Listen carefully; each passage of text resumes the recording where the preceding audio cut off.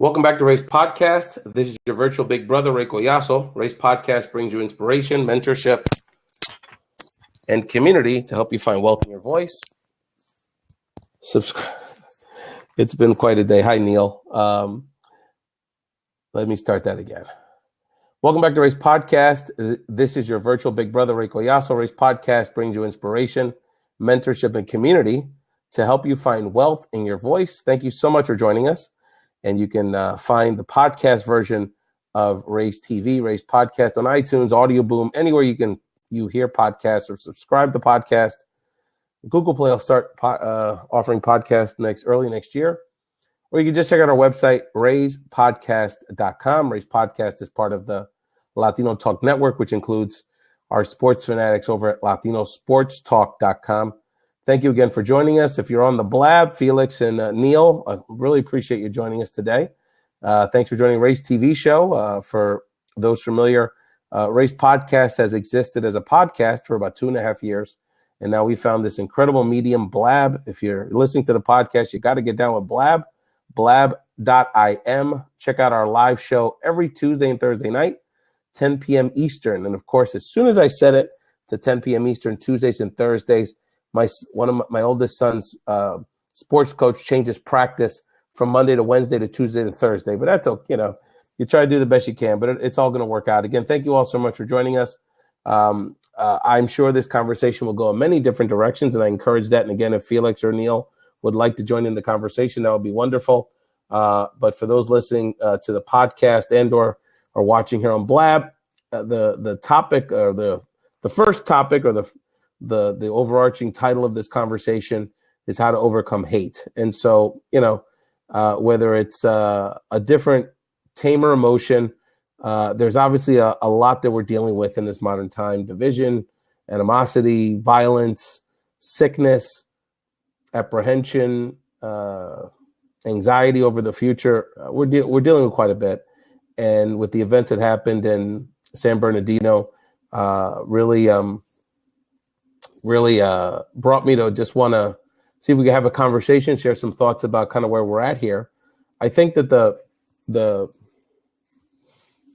first thing I wanted to share with people on this edition of Race Podcast and how to overcome hate, how do we even approach this so we can move forward and eventually find wealth in our own voices and live the kind of life we want to live, is that I must say that when I heard about the news, there was about 3 or 4 different emotions that happened within like 20 seconds. You know how it is. There's so many things that come to mind. And I didn't like most of the ones I was feeling in hindsight. The first one, when I heard about what happened in San Bernardino, was not again.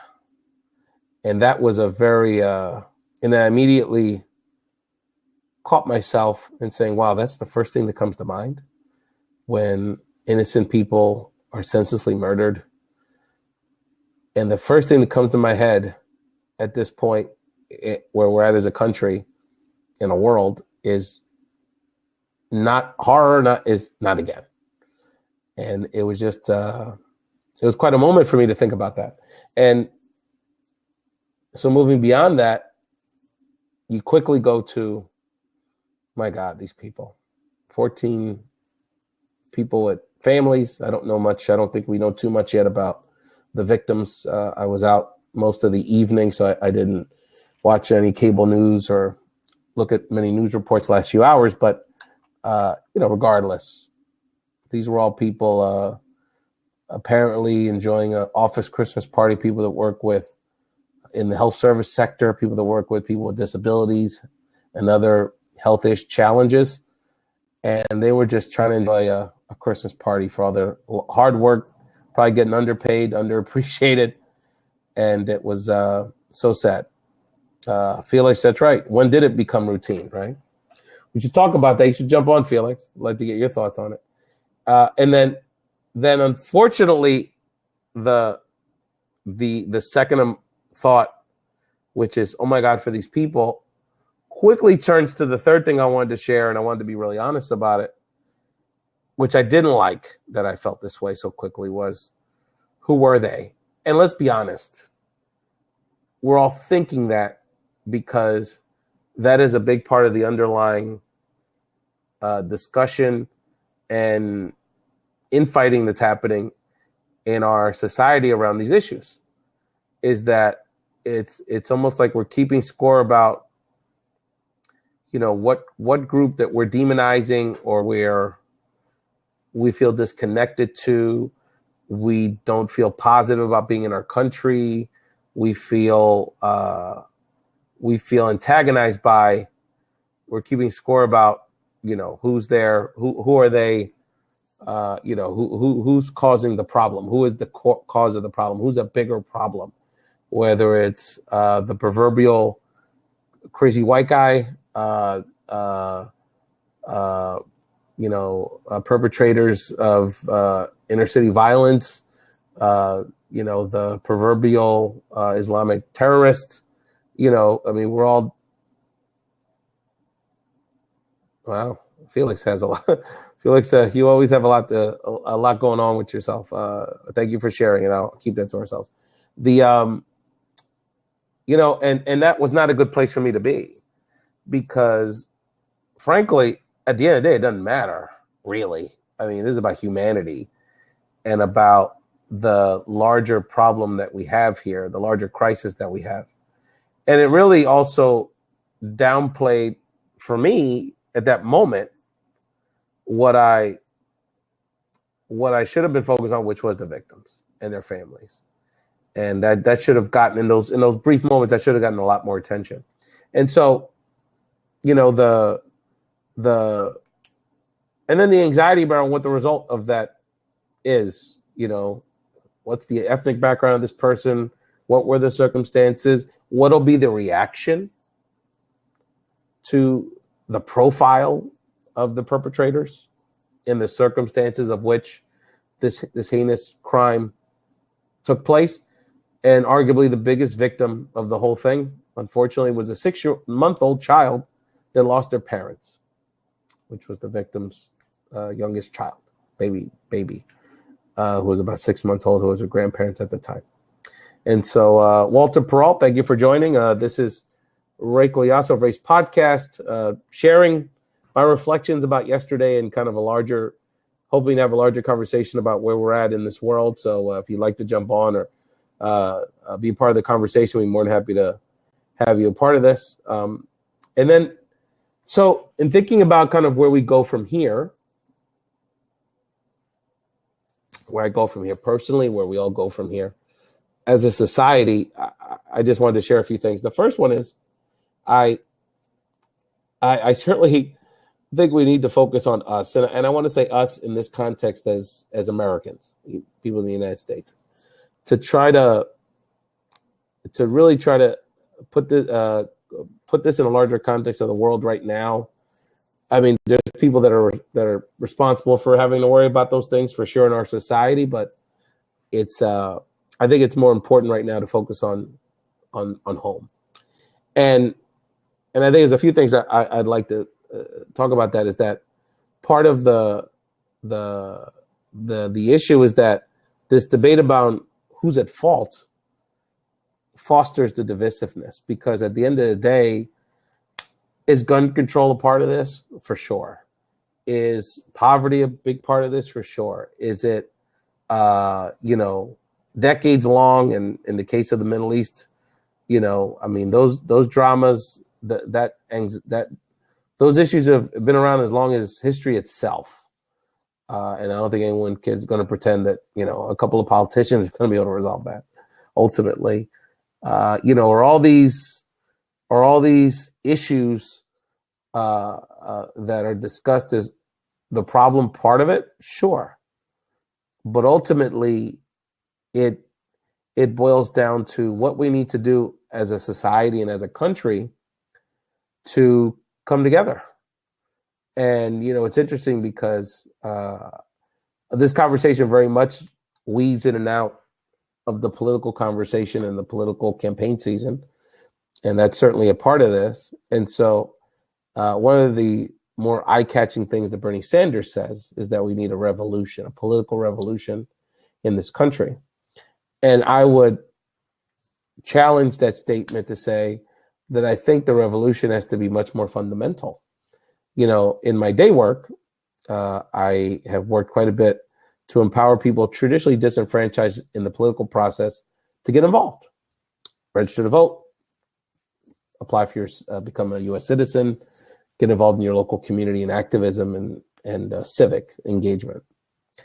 And one of the reasons that I started becoming frustrated with my work a few years ago was not because it wasn't rewarding or the people I was working with, was because I was realizing that what I was trying to get people to do in terms of changing their habits and their attitudes around the political process and having their voice heard in our society wasn't a political argument.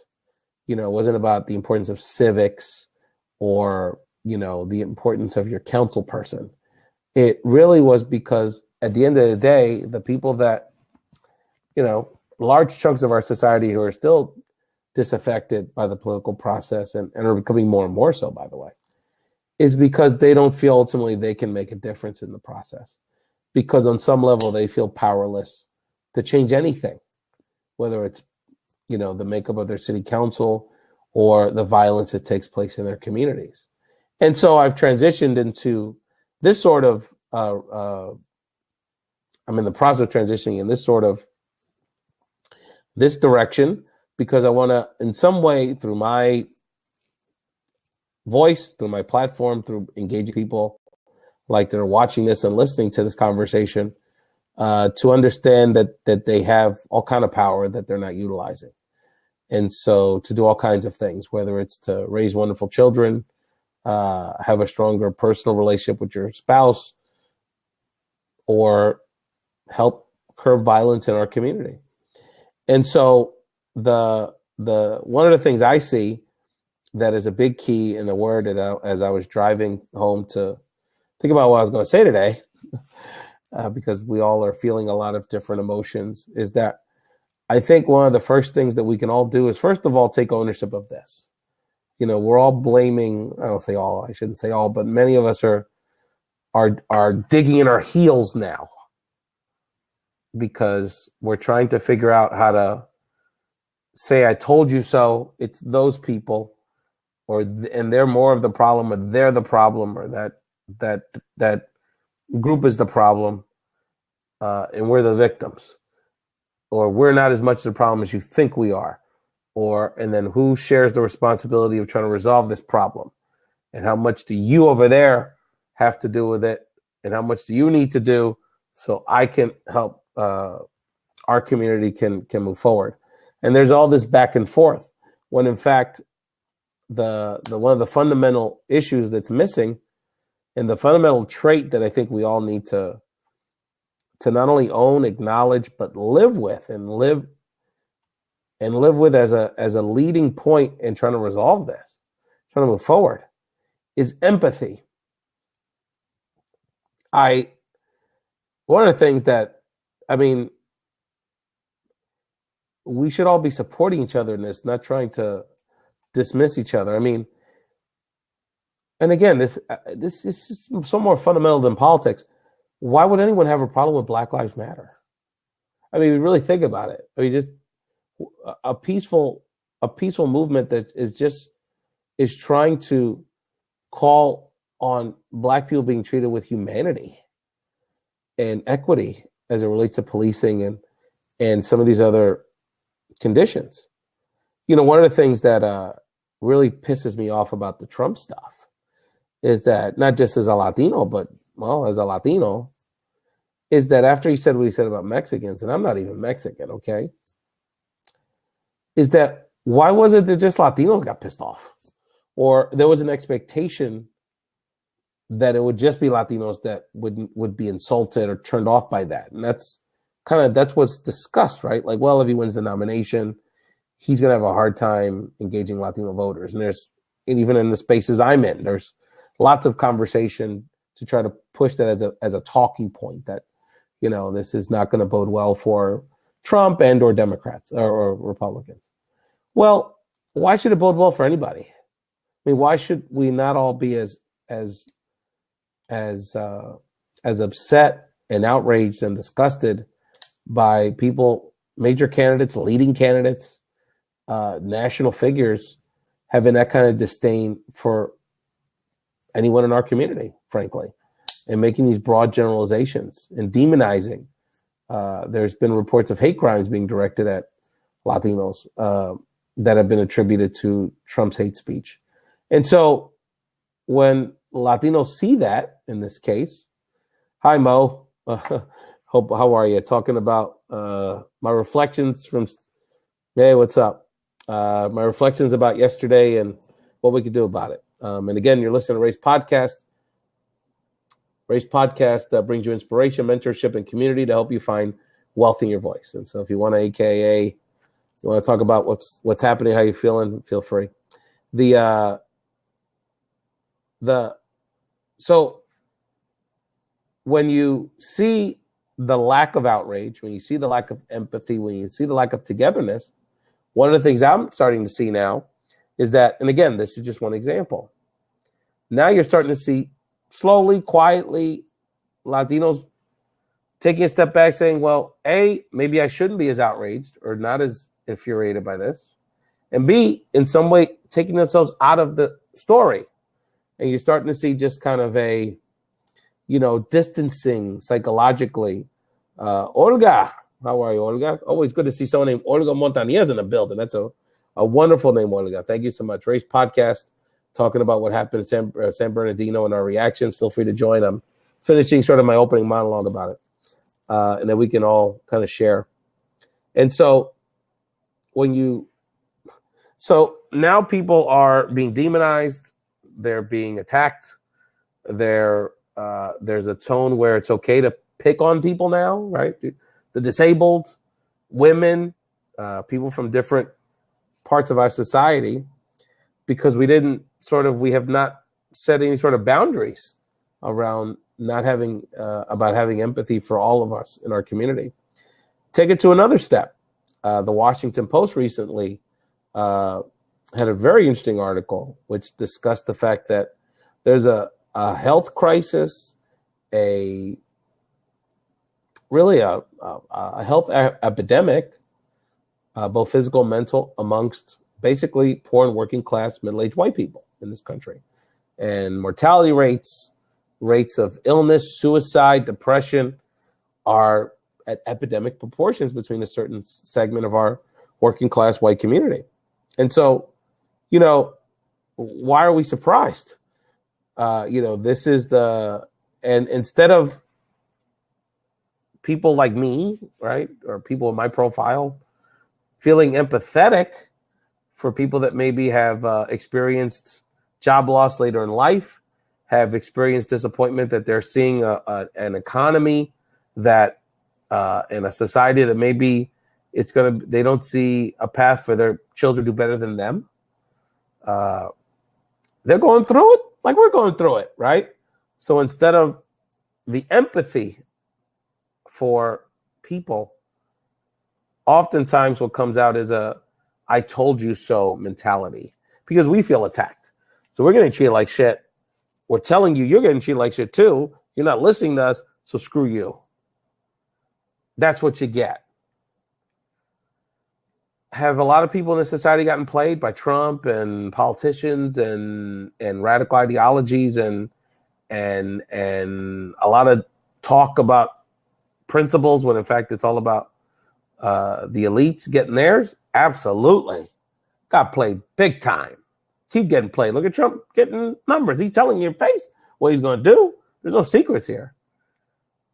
But we need to be better about how we react to that.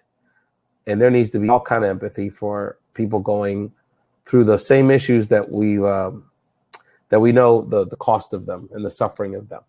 And so I really think that's the first step. I think we need to find ways to, in our own lives, to reach out, show that empathy, get beyond our corners, and even if it's about forgetting about the politics for a while, we're looking for some sort of victory, some sort of milestone to see that we progress. I mean, my God, if you had told me after Sandy Hook nothing, I mean, it's amazing. And so I think for the moment, I think we need to almost put that to the side. I'm not saying not care about what's happening and who's the president, but I think we have to kind of put that to the side for a moment and really think about, are we truly living a life and viewing this philosophically and taking into action, looking at this about us all being in this together and opening ourselves up to vulnerability and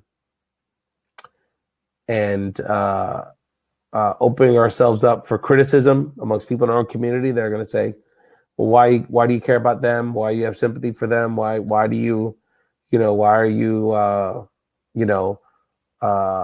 associating yourself with people of different ideology, and really make that effort to show, not only be empathetic, but show that empathy. Because even we're all going to need it, because one of the things that has not been really, who knows the human cost of all of this for us psychologically, about, we're getting to the point where, anything could always happen to you, right? But to have something like this horrifically happen at any time, at any place, whether it's a church or an elementary school or a medical facility, is it's pretty frightening. So even if we're not there and we're not experiencing it, how is it all impacting us? Olga, Felix, aka anyone who would like to join. Again, this is I've shared my initial thoughts, and would definitely appreciate some conversation around it. Again, this is Reiko Yasi of Virtual Big Brother. This is a podcast, and now Race TV. Really excited about that. Race Podcast brings you inspiration, mentorship, and community to help you find wealth in your voice. Thank you again for joining us.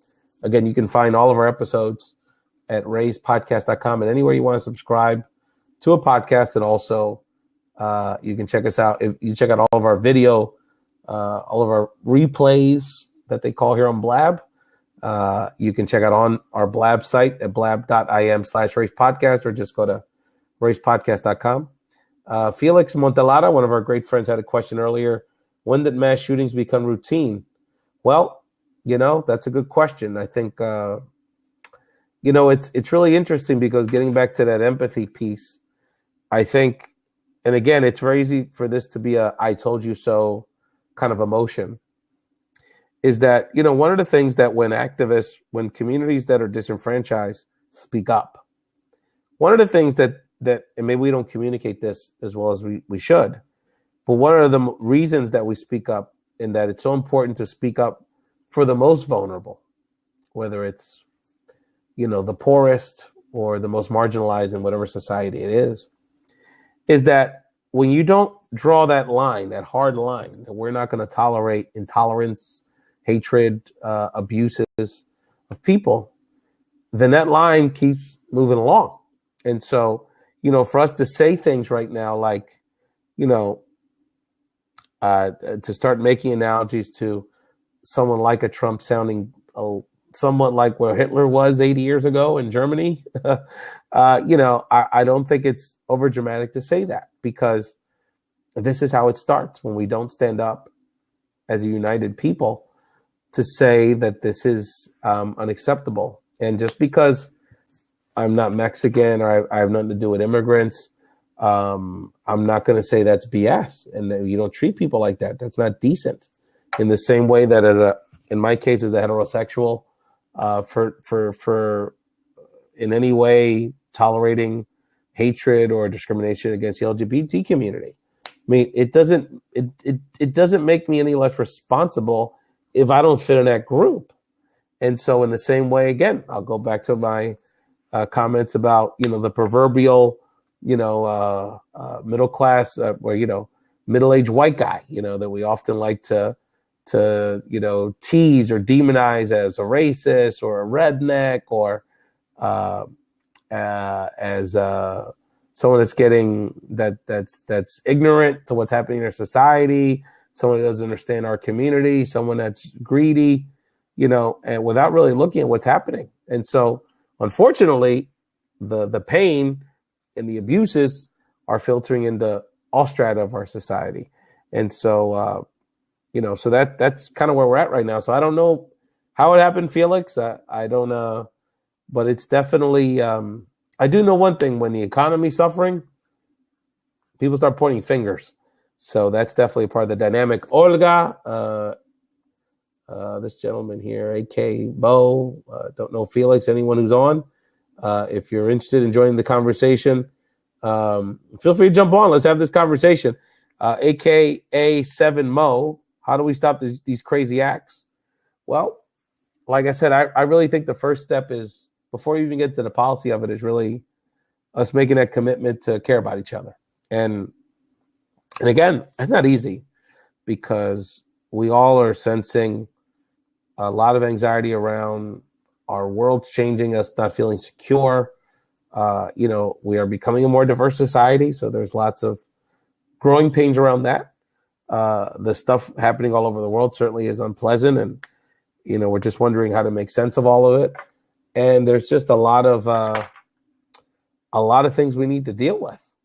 But I do know one thing, is that when people are denied opportunity or feel like they're hopeless, their options become very bleak, and people tend to do things in a very extreme way.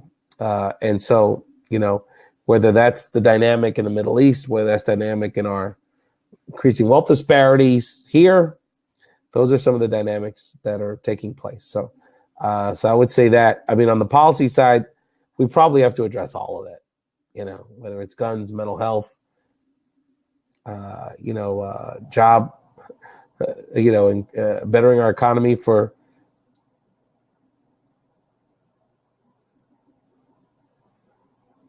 Wenqing China. Thank you so much. Really appreciate it. Hey, feel free to jump on the line. We're more than happy to be part of this conversation. But they're crazy. You're right, but I don't know what you're referring to.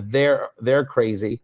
But I would say that, we disproportionately, we have the most wealth and the most problems. So statistically, much poorer countries and really everywhere else in the world doesn't have these kind of problems in terms of the per capita mass shooting. So there's obviously something, and again, it isn't necessarily just because we have the guns. I think it's a much more fundamental issue than that. But I think from a policy perspective, we have to approach this on all the above. So Wenqing China 1, or anyone that, thank you, I appreciate it. Wenqing comments, great podcast. Glad you're talking about these issues. Really appreciate that, Wenqing.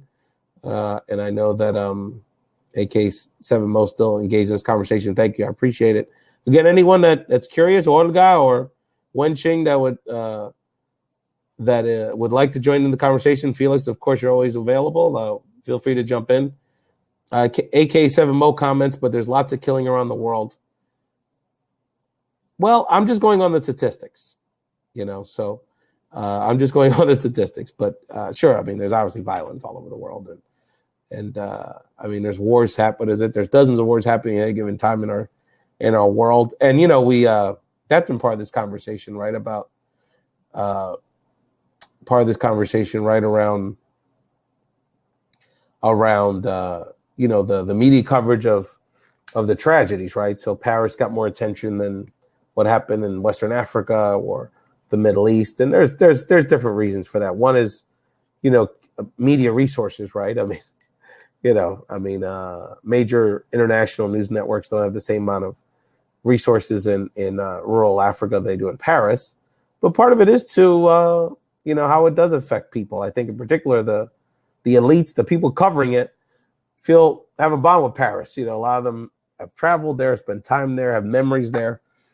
So that definitely kind of gives it a spotlight. And, any way you slice it, Paris is probably one of the 5 or 6 most more recognized cities in the world. So there's a cachet there. Unfortunately, it's sexier to cover those tragedies than in other places. Yeah. Yes. Okay. But it speaks to goes back to some of those fundamental issues. And again, I began, you may have missed it, but I began the conversation saying that, the world is so big and it's so massive, and I wanted to kind of tailor my thoughts to the United States for the moment, just because we've got to heal and we've got to move forward together as a family. Felix Montalada on the chat line chimes in. I heard once a person describe the Latino unity problem as the cangrejero problem, which is crabs in Spanish. Something like this: when one is making out the bucket, the others pull them down.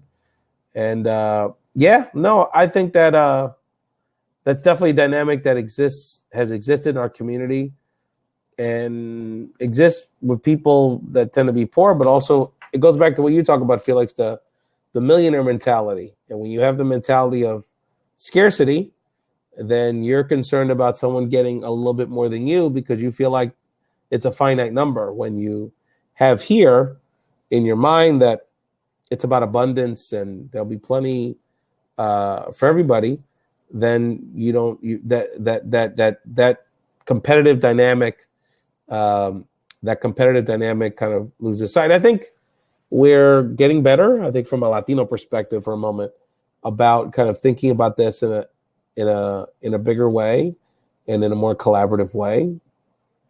I just saw people in my political life who don't normally get along for anything unify around this Puerto Rico economic crisis and go to DC and lobby together yesterday, actually. And so I think the bottom line is that still exists, Felix, but that's kind of going back to my earlier point. We're not going to solve that with politics. It's Liz has joined us. That is a really life-hungry Liz. Very cool, Liz. Thank you so much for joining us. It seems like you might be in something involving boutiquing. We're talking today. This is Reiko Yasso, Ray's podcast. I'm a podcaster that has taken his podcast platform to blab over the last few weeks.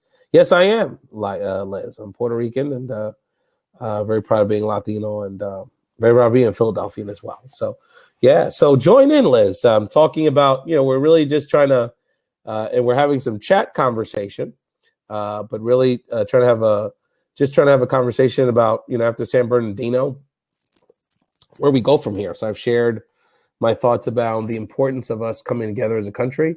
It's really beyond a political issue.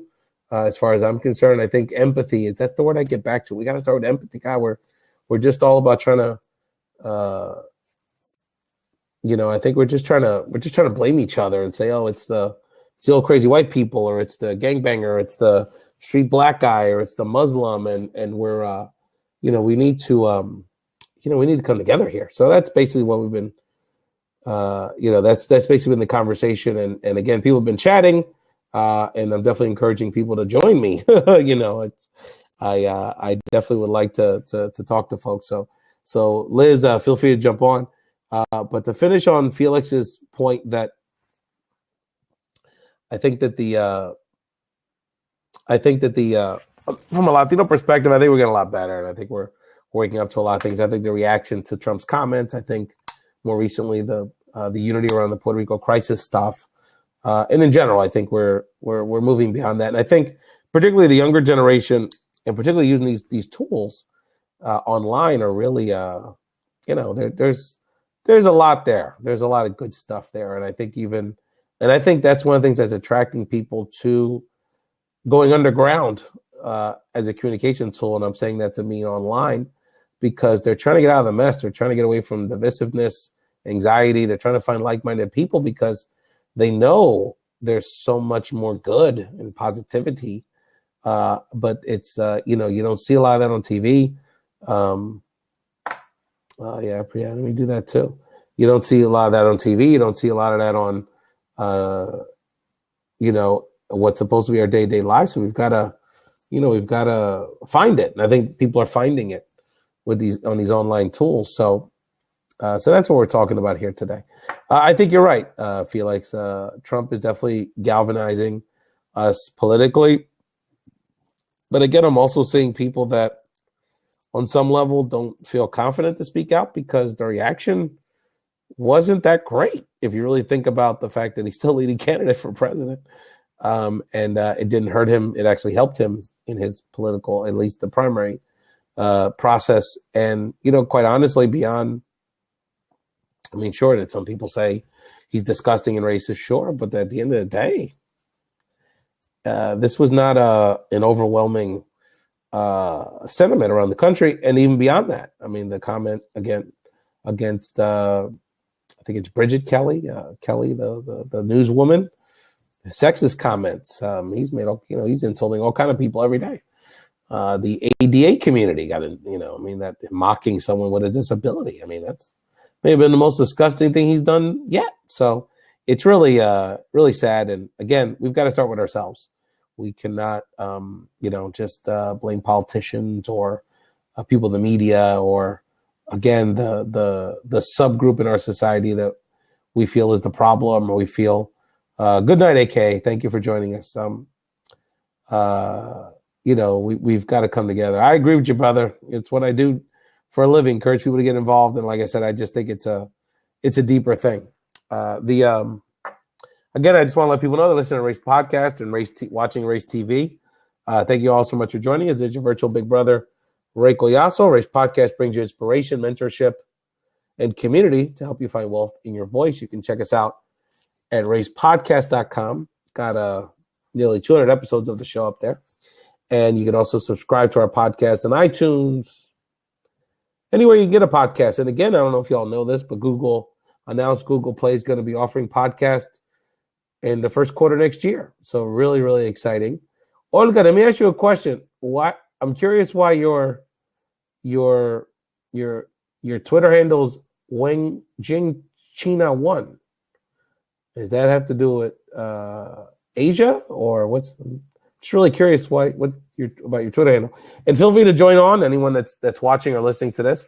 And again, you can check out Race TV every Tuesday and Thursday, 10 p.m. on Blab. So check out blab.im/Race Podcast for Race TV, which is the video live streaming and video version of Race Podcast.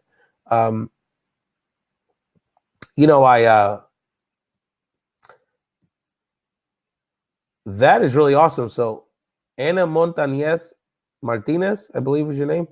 Your name in Chinese is Wen Cheng. That is really cool. That is really, really cool. That is so phenomenal. That is really cool.